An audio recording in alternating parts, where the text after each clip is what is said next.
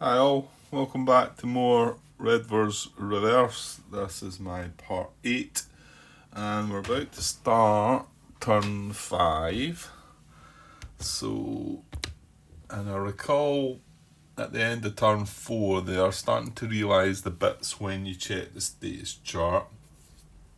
So the fact that we are on a turn 5 at the moment and these things and the status phase talk about if turn 5 or later no British units north of the Tugela River, then +1 to confidence. I'm not gonna deal with that right now because my belief is that happens in the status phase.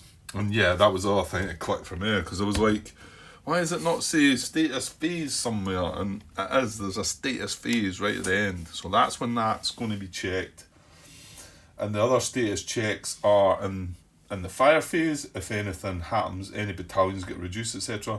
And then in the movement phase, if anybody moves into, or the other thing in the movement phase, if a battery is eliminated, because a Boer unit moves into a area with just a battery, it becomes eliminated, isn't it? Something like that. Okay. So we're at the start of the sequence of play, right? I'm not going to start zooming in anymore and going down this unless there's a bit that's important, okay? I'll move through it myself. Whether I'll even move that step marker or not, I'm not so sure I will.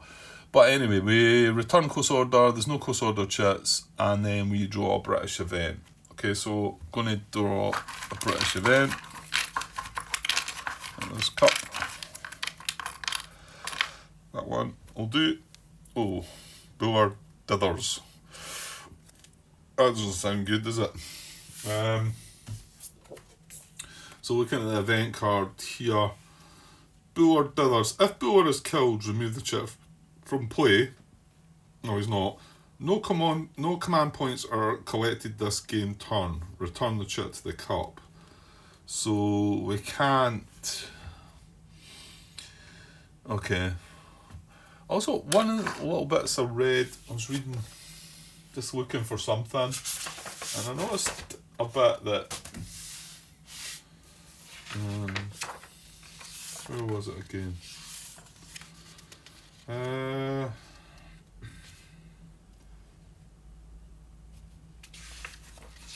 It's regarding the movement, I think. Yeah, it's in here. I think it's the end of this bit, isn't it? Yeah, it's in the brigade moves, the movement phase. HQ may only be in operative mode when out of range of any Boer fire. Change to movement mode if in range and in operative mode. Takes 1 MP. Yeah, but the next paragraph says Boer and Long must end the segment stacked with a unit, if any present. If the unit is routed, they will move with it. So, I don't know, I mean, I guess it's to do with if the unit was routed, I suppose. I haven't done that, though. Anytime, I've not stacked Boer. I mean, Boer should be stacked with somebody here then, I think. You know, I'll just put him beside the unit he's stacked with then. And Long should be stacked with somebody too, so I'll put him.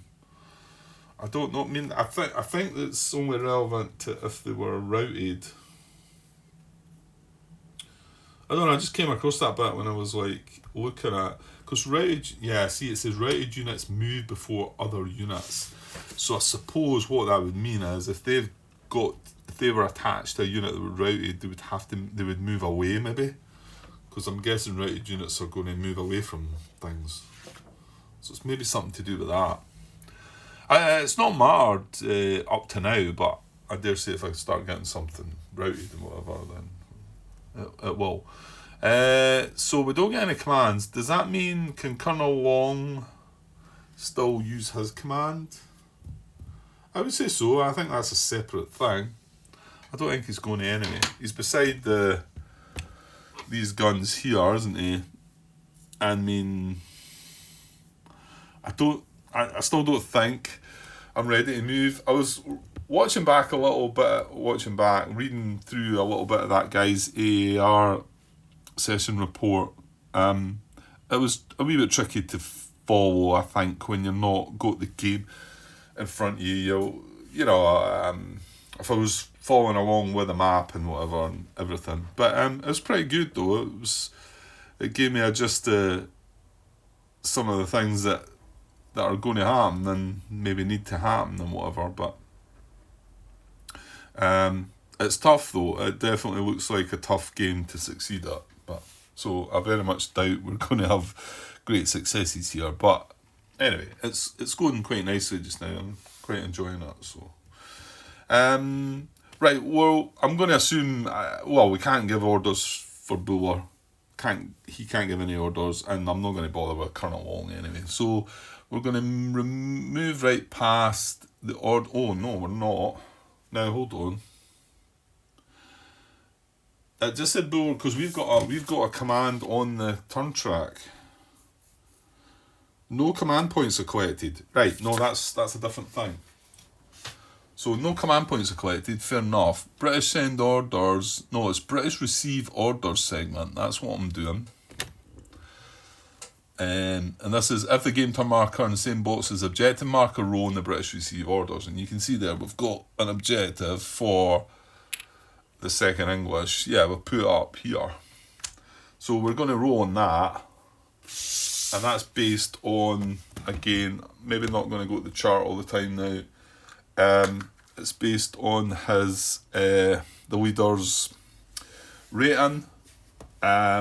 He's standing firm, isn't he? I was trying to think how he's a B. I was trying to work out when how long that marker's there for.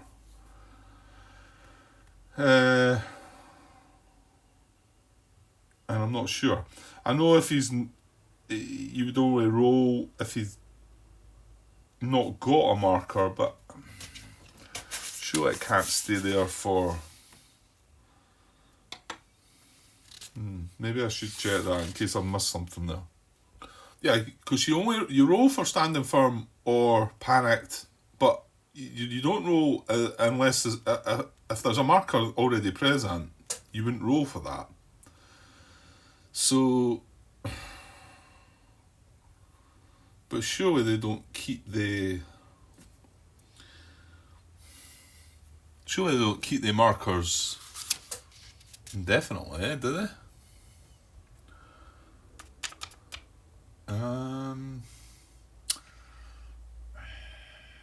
I feel like there's a bit that tells you to take it off, but I can't sort of.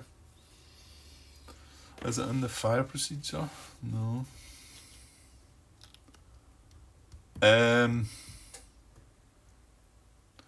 Roll to place panic marker or standing firm marker.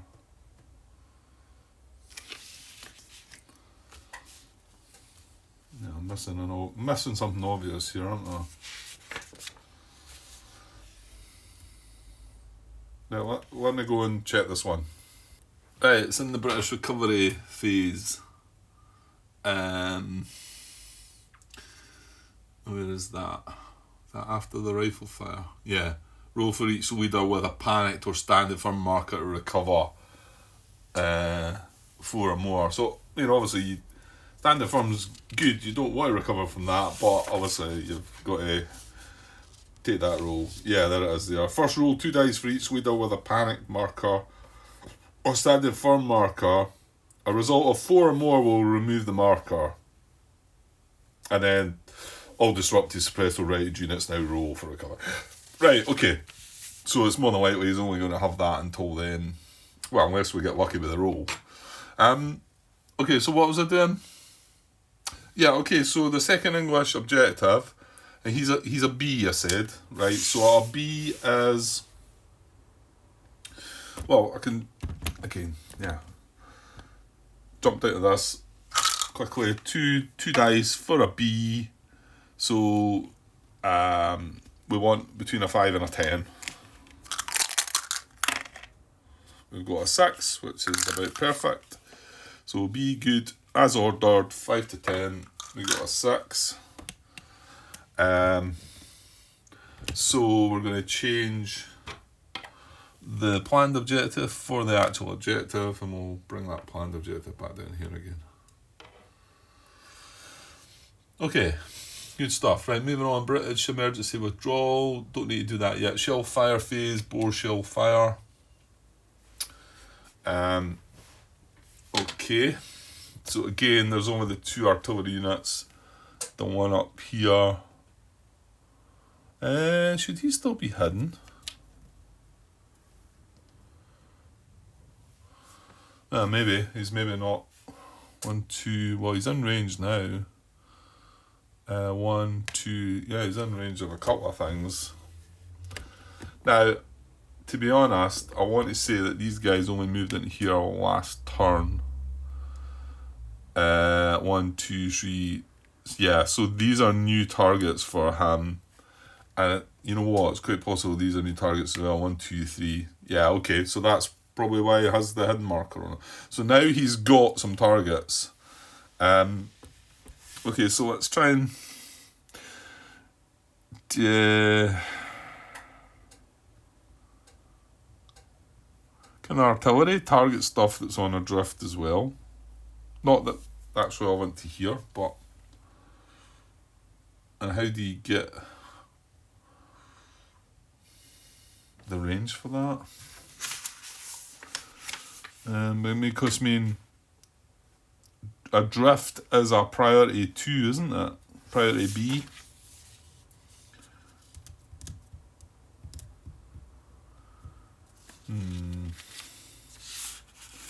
So this is shell fire though.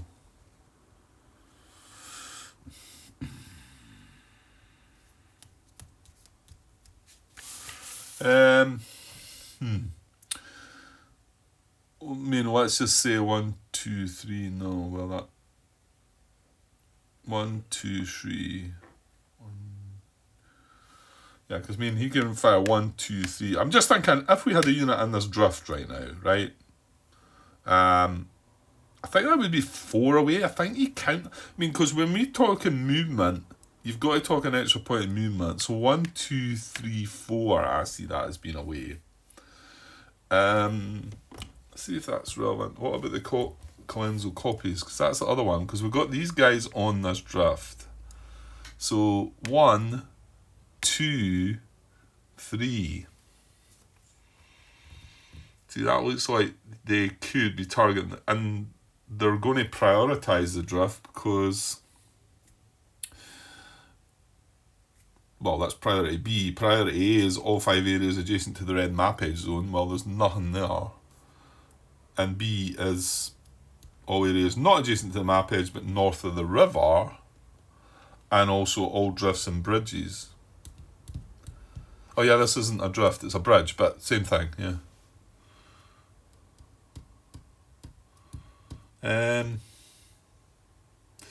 Yeah, I would say that was in range even for the artillery. There's nothing to sort of say that artillery can't target a drift. As part of the target choices, it's in there and it's part of the modifiers. Yeah, I don't see why not. It's just finding out the range part of it. We were wondering, remember that the turn before, we were wondering if these guys, they've only got a range of 1, remember? They can fire in this area, but this, well actually I came across a comment, somebody was saying, is a drift north or south of the river? And the answer came back, it's not, it's neither.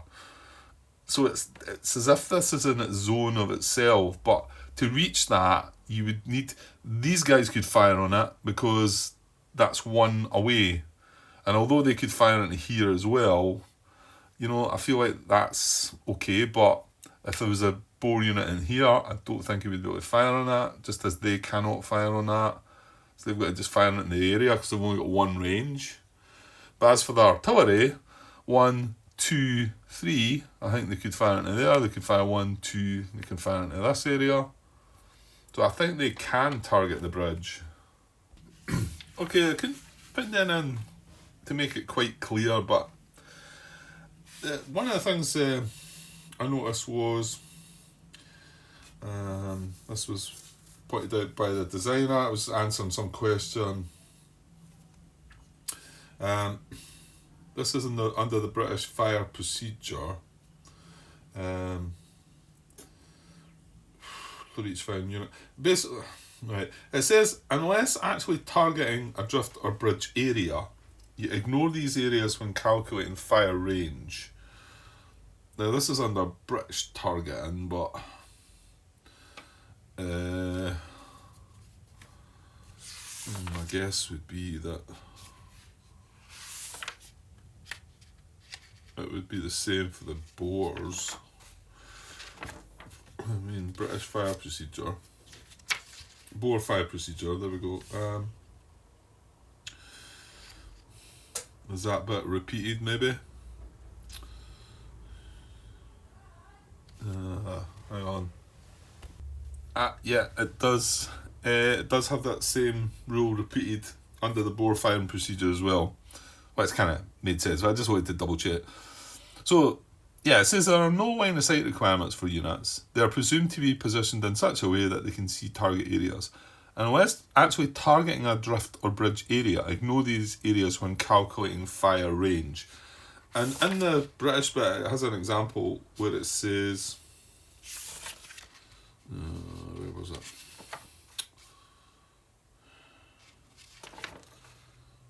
Where's the British fire? It's here, yeah. For example, a battalion is on one side of the river and a commando on the other, with a drift area between them. The battalion would fire at the commando at a range of one area, but the battalion would have to move 2 areas to enter the area of the commando. So, yeah, basically saying that you can fire from there to there to there, but to move from there to there, you would have to move through the drift. But you don't count the drift when you're firing unless you're actually and that's the bit that got me. It says unless actually targeting a drift or bridge area. So yeah, I knew you could target them, but I suppose I'm just I'm going to let this go. I think this artillery can definitely go 1, 2, 3 into that bridge. And I'm going to stick with my guns and say that these commandos cannot fire on that bridge. They can fire in that area, but not into that bridge. However, this commando can fire into the bridge because he's in the area. Yeah, it's like this is another area when you're talking about targeting it, isn't it?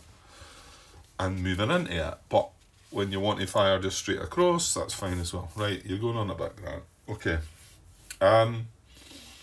So what bore shell fire. And I'm away along at that one, but let's do this one first. Because it's not involved, but I think the other guy's going to fire at the guys on the bridge, isn't it? So 1, 2, 3. Well, he can reach here, and 1, 2, 3. He can reach here. So here or here. Both areas are south of the river, and neither of them are on a drift or a bridge. So between that, we're just going to have to randomise between the 2 areas, aren't we? No, Borport, Grant. Borport, you start with the closest area. Right, but they're both 3 away, aren't they? 1, 2, 3, and 1, 2, 3. Yeah, so they're both closest.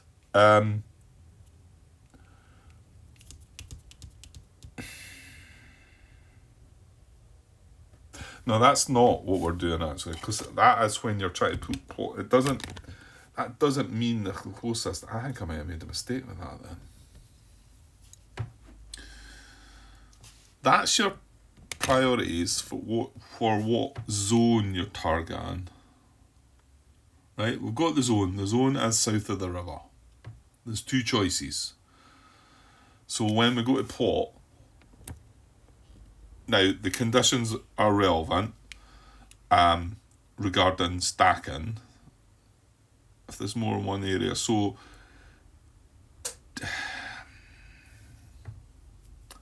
let's just start with the closest area, equal number in each area, and then extra in closest area, and then you've got the stacking. Just like, that's throwing me a little bit again. I thought I'd got through all this, and now Because I get the feeling that I've looked at a priority there being the closest area, and I'm sure I did. I did do it before, didn't I? That's not what that's really saying, is it? Is it? It says start with the closest area.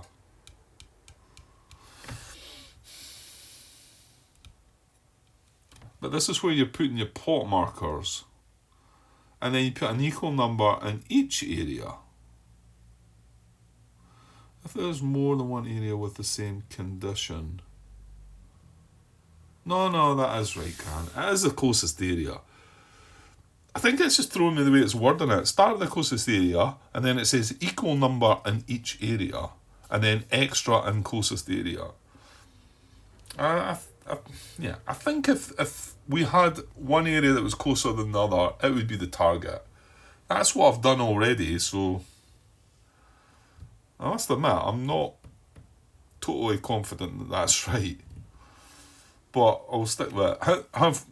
In this case, though, they're both 3 away, right? So we put 3, we then check the most stacking wise. Well, there's 4 stacking steps there, and there's 4 there. So this is I wonder if when these get reduced, does that reduce the stacking? Oh God, where am I going to find that? I just looked at that yesterday as well, and I struggled to find it. Maybe here. No, I don't think it is. Right, hang on. Right, here it is. Yeah, bore firing. Page 9. Each battalion equals 2 stacking points, and each regiment equals 1 stacking points, regardless whether or not they have taken losses. Okay, so they still count. And then this is when I found out that batteries are worth 1 stacking point in total, regardless of how many are in the area. Okay, so it doesn't matter if these were both reduced, there's still 4 stacking points, that's still 4 stacking points. Right, so now we'd put 3 plot markers in there and 3 plot markers in there. And but if this was in here, then it's closer, and I think it takes the priority there. But, well, if that wasn't the case, Grant, if what you're saying is you would put plot markers between this and this, you would start with the closest area, and then put an equal number in each area, so that would be 3 and 3 again. So that would then randomise between the 2, and it wouldn't select the start closest area. Let me just say we've got... No, because if you had 3 areas, you get 2 plot markers in each. If you had 4 areas, right, and one of them was 2 away, and the other 3 were 3 away, you would start with the closest area, you would put an equal number in each area. So you'd put 1 in there, and then 1 in the other 3 that are 3 away. That's 4. And then you would put the extra in the closest area.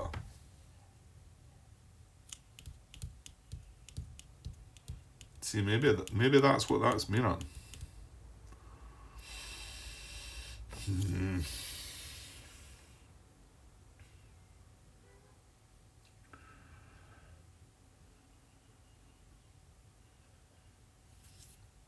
That's not written very well, very clear to me anyway. Okay, I've been on pause there for a little bit. I've actually decided to go and post that as a question. I mean, just, I think, initially my thinking of that was you look at the priority is the closest area. But when you read that in conjunction with equal number in each area, start with the closest area, then put an equal number in each area. It kind of means okay, you start by putting plot markers in the closest area, but if there's an area that's not close, you're still going to put equal numbers in it. But I don't think that's the intention. I think the intention is the priority is the closest areas. And if you've got more than one closest area, because if it's rifle fire, you're going to have, there's going to be quite a few probably options because they're all going to be within one range. Whereas when it's shell fire, it's a wee bit different, and you can stretch out the three range. I kind of think that's what the answer's going to come back. So it probably feels like a kind of daft question, but just, I don't know. I guess it's just the way it's got it set out here. And then you put extra in the closest area. I don't... So, and this bit as well, because if you're putting extra plot markers into the closest area, it sounds like there's plot markers in not the closest area. So that kind of does sort of say that it's maybe not as clear cut. Anyway, yeah, basically my question is just asking that in some roundabout kind of way. We'll see if I get anything. Now, it doesn't affect things here, does it? Because we've only got... I zoomed out there. No, it wasn't. Right. We've only got... We're using this guy, and he's 1, 2, 3 away from that, and he's 1, 2, 3 away from that. They're both as close. They're both got the same amount of stacking points. So 3 plot markers would go in there, 3 plot markers would go in there. That's it. It's simple, this one. But I just wanted to know, if you think about the complexity, if it gets a bit more. If there's 4 different areas for more shell fire, do you automatically pick the closest one? Or do you start dishing out these plot markers? That's basically what my question is. So we're going to say that this is 1, 2, 3, and this is 4, 5, 6. Because again, I'm not going to bother putting plot markers. It seems a bit more work than needed. Again, I can see if my question does come back that you do place all these plot markers, that's when you would have to actually do them, because it wouldn't be a simple straightforward die roll. It would be roll a die and reveal the plot marker, because the odds would be different. But the odds for this are 50-50, aren't they? So 1, 2, 3, 4, 5, 6, right? Okay. Rolled a 3, so it is going to be the units. Oh, hold on. Well, they might still target. I'm just realising they're disrupted, aren't they? And all artillery can do is disrupt or what's the other one? Suppress. So I want to say that they'll not fire if they're suppressed though, so maybe... And you know what, there's nothing in the conditions there that say, look, if you're firing artillery, don't target the disrupted. If it's a 50-50, don't target the disrupted ones, target the non-disrupted ones. But there is something, I think, that tells you not to... Well, I'm saying that. Let me just double check. I'm pretty sure you wouldn't fire artillery fire if the units were already suppressed, for sure. But it might actually be if they're disrupted too. Where would I find that then? Hang on. I'm pretty sure I've read this. I mean, in both shellfire segments of the Boer and the British, it says that suppressed artillery units may only fire at units in the same area as themselves. But it says all batteries may fire one shot. Right, it must be in the target inside the things. Because if it was me right now, if I was on the other end of this, then clearly I would be targeting these. Because these are already disrupted anyway. So it must be under the Boer targeting. So hang on. Boer targeting, Boer artillery. Boer artillery invariably have a large number of potential target units available. Commandos normally less. Right. An artillery target area is any area in range with British units present, apart from areas with a multiple attack marker or just below or along with the HQ present, or all British units in the area are suppressed or routed. So they're not. So, but you can see that it wouldn't target this area if it could, because these are all suppressed. Interestingly, it says that it will target any area and range. So going back to the whole bridge drift thing, again, I still see that as being correct, that it can target. Yeah, it can. It can target things on the drift of the bridge. Okay, so it looks like it can just target them, and that's what we rolled. So we'll just take that. I suppose it's a bit luckier for us, isn't it? I mean, to be honest, they've only got a strength of 2. Well, mind you, you roll 2 dice for this. Well, there's not. I mean, it definitely says there that an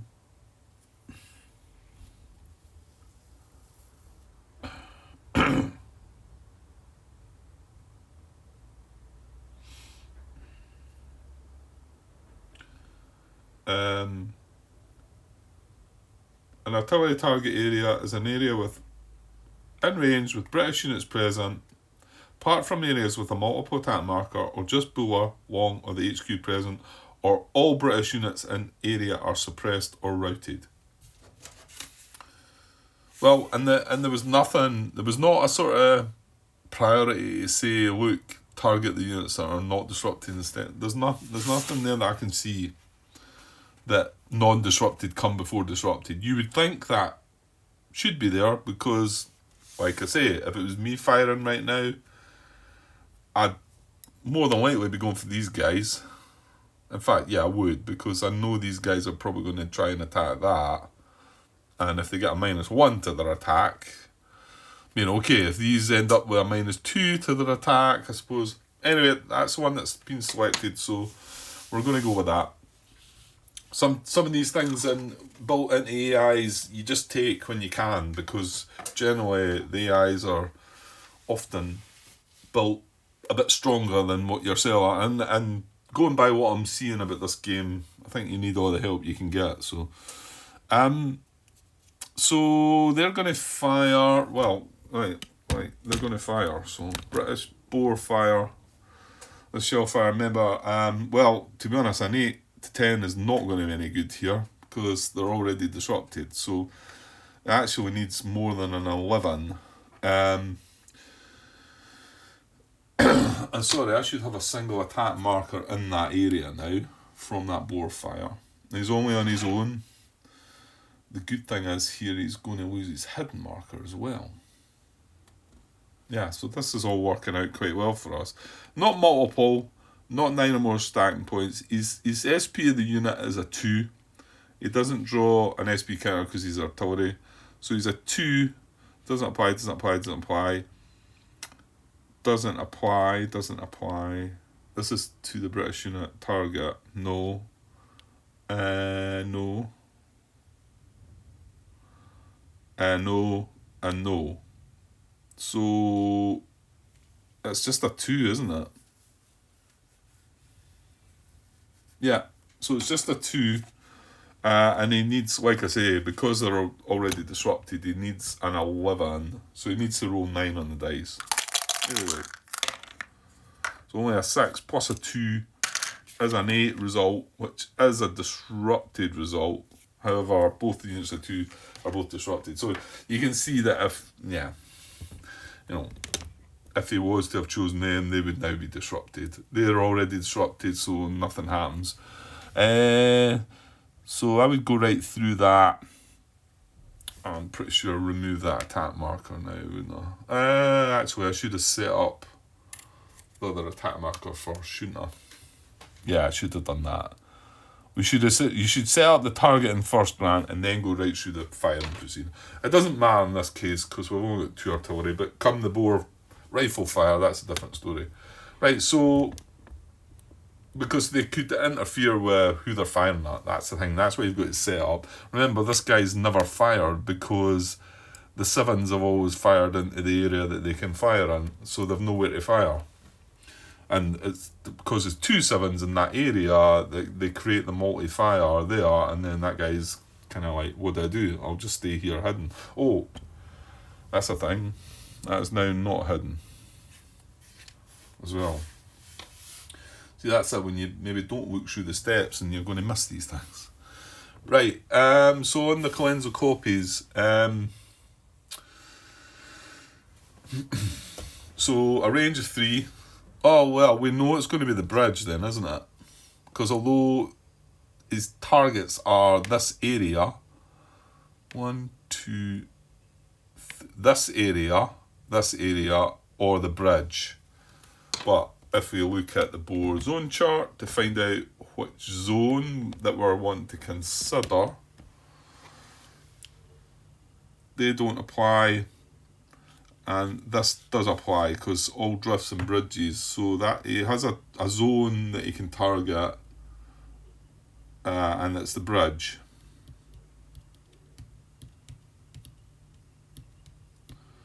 So there's only one target area,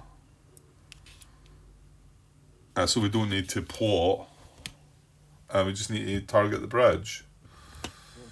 That's right, Grant, is it? Yeah, gonna go with that. So, and one of these guys is disrupted already, isn't he?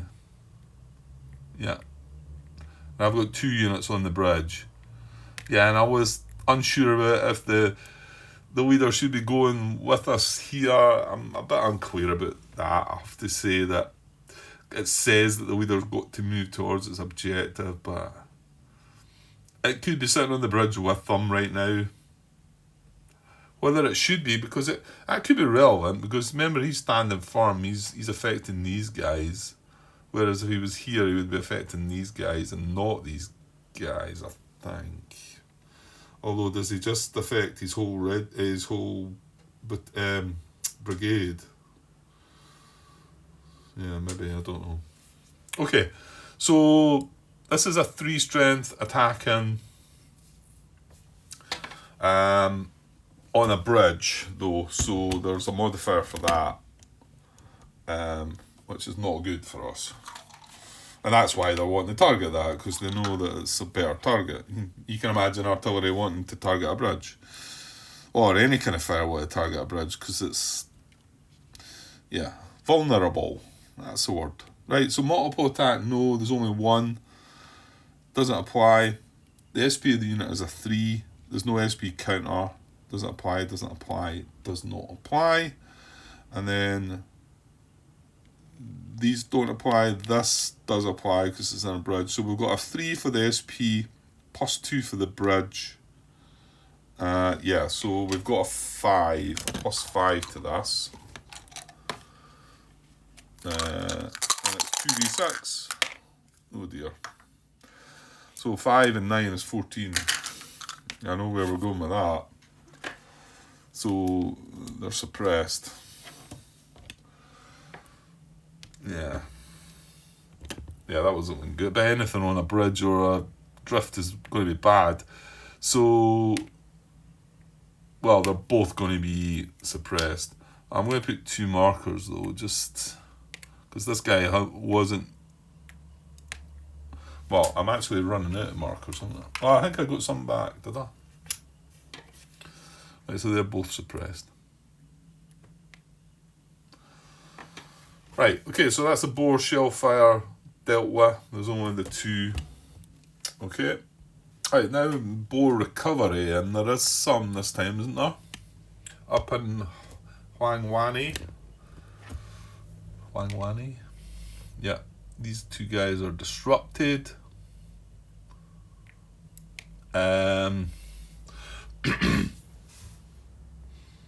Alright, so we've got a suppressed bore unit along. Oh, yeah, I've got 2 or 3 actually. Oh yeah, I've got loads. These guys are suppressed. This is disrupted. No, these are ours, aren't they? Yeah. This is suppressed. So, well, I suppose we should work left to right. So we've not done this before actually, but my guess is it's just similar. Row in the unit recovery table. Yeah, it's just the same. The modifiers might be different. So unit recovery. So I'm looking at this guy first. So he's suppressed. He's 4 strength. I don't think that's going to matter. So what we got. So he's suppressed. Right, let's look at the modifiers. Is he reduced? No. Is he have no British units in adjacent areas? No. Is he in an area with an emplacement? Yes. Yeah, so he's still in an emplacement, so he's going to get a +2 to his roll. It's a 2d6 roll, and he's suppressed. So, well, let's just see what he rolls. So he's got a +2 to this. Oh, 9. Yeah. So 9 + 2 is 11. And he was suppressed. Oh, great. So he goes up 2 levels with that. So his suppressed now becomes nothing. Well, that gave me a suppressed marker back. Right, that wasn't good. Okay. Right, well, we can maybe quickly go through the others, Grant, rather than me. So this one's disrupted. Again, he's in an emplacement though. He's got units adjacent. He's got British units adjacent, but so he's getting a +2 as well. Okay, so with a +2, he's only disrupted. Another 9. That's 3 9s in the draw I've just rolled. So that's another 11. So he was disrupted. 8 or more goes up 1 level because obviously you can't go up 2 levels from that. So he's now not disrupted as well. Right, and then we've got the 2 suppressed guys here. These are both in Doodads placements. Right, so I'll do the top one first. I'm just going to roll this down here. So again, it's just the +2 he's got, but these are suppressed. So with a +2 for the top one, 7 + 2 is 9. That's going to be for suppressed. It's going to be just up 1 level there. So he's going to recover to disrupted. So I'll just flip that over. Then we'll do the other guy who's got a +2 as well. 6 + 2 is 8. I think that's just enough as well, isn't it? Yeah, 7 to 10 is up 1 level. Yeah. So he recovers 1 level back to disrupted as well.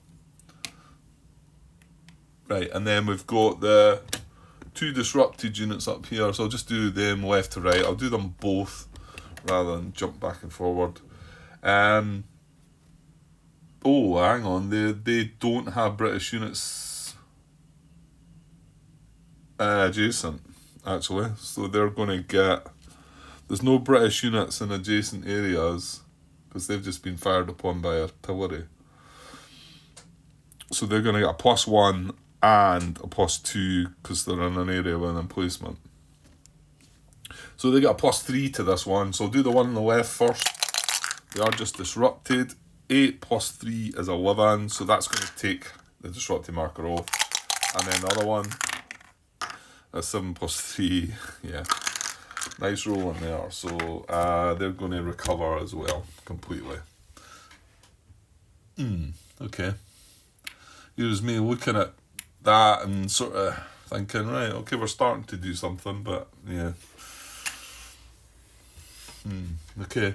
So now British shellfire. Well, I suppose we can put some back on them, maybe. What am I at? 43 minutes. Yeah, I think we could try and get through this and call it apart, and then we can come back to the movement phase later. Because I will need to take a break shortly. So British shellfire, right. What have we got? What can we do? Yeah, I want to say this. I seem to recall this.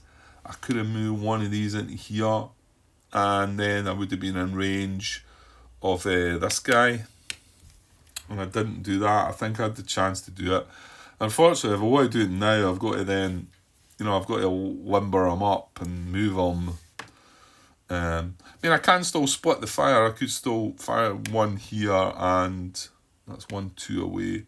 I could still fire one in here or one in here. So I'm probably going to do that. Now, hold on, because you've got this artillery in the middle here. These are better joining up, because he's only got 2 strengths, so that's better becoming multi-fire.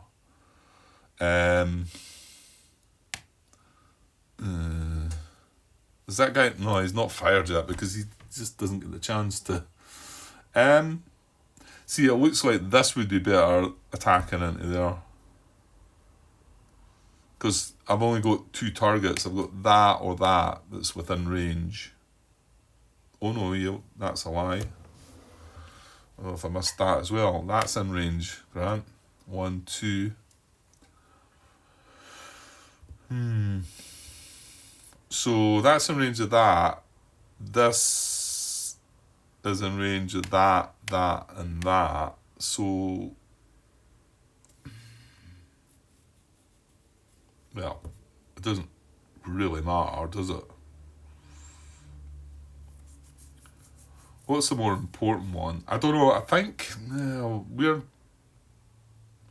we can come off the bridge into that area now, can't we? Yeah, I think this is more important to try and get this. And there is a chance we might, because he's only got 2 strength.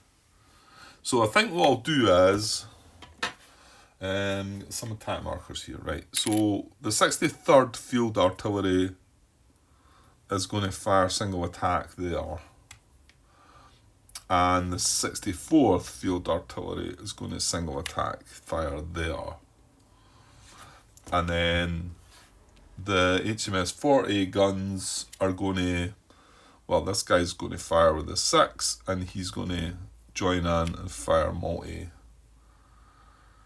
because I don't I'm saying I don't see the point in firing on that, but I mean, if you just fire that with 2, you're rolling 2d. Yeah, it's 2d6, Grant. Is there anything bad that we would be facing there? Yeah, we're going to get. Yeah, you're going to get the -2 for the emplacement. Well, you're going to get -2 for all these emplacements, but this one's going to get an extra -2 for being hidden. So you're going to be on a -2 rolling 2d6 and wanting to get an 8. Yeah, that's rubbish. Let's just try and make sure of this one, I think. And this, is this guy still not been sorted yet? Okay. Well, he's obviously not, Grant. And then we've got this, and then these. Well, these can only fire on that. So yeah, let's just do that again. So that's going to be a multi-attack in there. And then this guy, yeah, his only option is Fort Wiley, isn't it? They're disrupted. Well, that's his only option. So he's as well taking it, isn't he? Okay. Right, okay. Let's go with that. So, right, the 66th, 63rd first into here. They're getting a +2 for the. It's not a /multi-attack. Right, I'm not going to go down to the chart. I'm going to have to look at it, glance at it, but our strength is 6. It's not a multi-attack.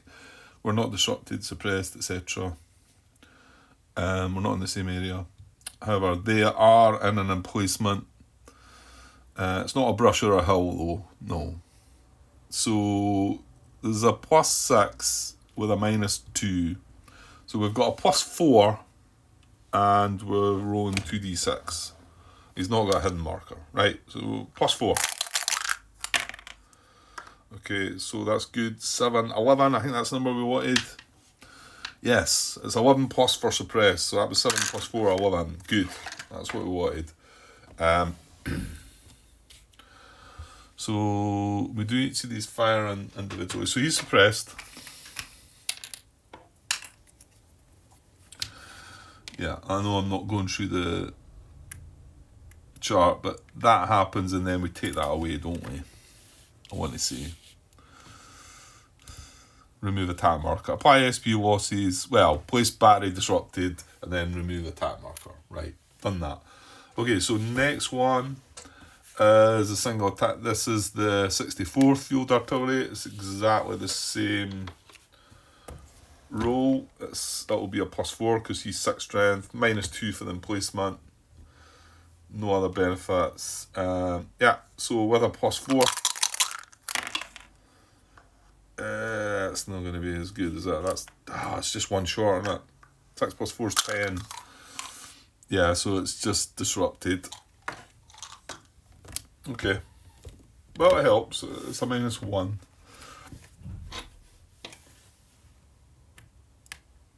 And then we take that away. And then the Boxburg one, which I think is quite important here. So this is a multi-attack. So this is a primary attacker. So we get 6 strength plus the extra 1. He has an emplacement though. So that's going to be a 7 minus the 2. So it's going to be a +5 for this one. So we're hoping for a suppressed result here. Nothing else I'm missing there. Don't think so. Right, so with a +5. Yes, that'll do. 7 + 5 is 12. We needed an 11. So we do get that guy suppressed. And that goes away. And, right, a couple more to do. So we've got the single attack here from the 14th Field Artillery. These units are disrupted already. Remember, it targets the whole area. So this is a 6 strength, but they're in placement. So again, it's with a +4. But remember, we need an 11 because they're already disrupted anyway. So with a +4, yeah. 6. We needed 7. So that's going to be a disrupted result, but they're already disrupted. So, well, okay, it's not the end of, but right, and then finally the multi-attack up here. Now this is a hill, so there's something more. Oh, they're hidden as well. Yeah, they've not fired, Grant. Okay, well, it's a multi-attack, so we're getting 6 + 1, so we've got 7 strength. But we're losing -1 for the hill, -2 for the emplacement, -2 for the hidden marker. So we're losing 5 of that 7. So we're only at a +2, aren't we?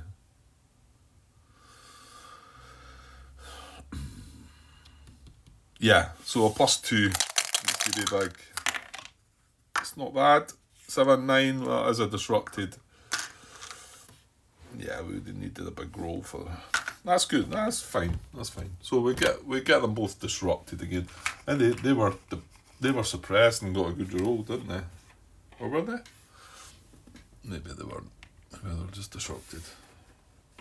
I think they were suppressed actually, because they've still got their hidden marker. But well, the cavalry is going to have to move towards. Yeah, I noticed that when I was reading, I think I mentioned that the guy that done that AAR session report had not historically put their objective in here because, well, I thought it was only because it's more than 5 areas away from the leader, from where they were, but I think he also didn't want them to be moving right into there while they were all mounted. So I think he did they stop them short in there, or was it even there maybe? No, I think it was there maybe, because that's also a brush area, isn't it? But you can see, I think that's probably more sensible, and then they dismount and go in. However, I think when they're in close combat, they get a benefit. Mounted regiment in close combat, they get a +2 for that. So you can see, they kind of. But I think you want to make sure these guys are suppressed maybe before you go in. I think there's a lot more to think about in this game, to, you know, strategy-wise, about how you go about it. I don't think you need to rush things, but then again, you can't really dilly-dally, so... Right, so that's the attack marker that come away there, and that's all the shell fire. Yeah, that's all that dealt with. We're on the British movement phase, but I think I'm going to just stop there. Almost at an hour again. Who would have thought Grant's videos just moving a couple of units about and it becomes an hour? Yeah, anyway. Okay, I'm hoping to come back for another bit of this. I was, of course, earlier at the other table, unconditional surrender, and I'm struggling a little bit, I think. But I don't want to just throw in the towel as of yet. I think I just struggle to play 2-player games. It's sit there looking and it's like staring into headlights, like not sure what to do. Whereas this, I might be not sure what I'm going to do on my side of things, and I might have to just sort of force myself to do things. But then, as for the other side of things, you know, it's not my choice. It's I read the rules and I roll the dice, and they do what they do, and that's that. Right. Anyway, okay, I'll be back in a bit. Cheers.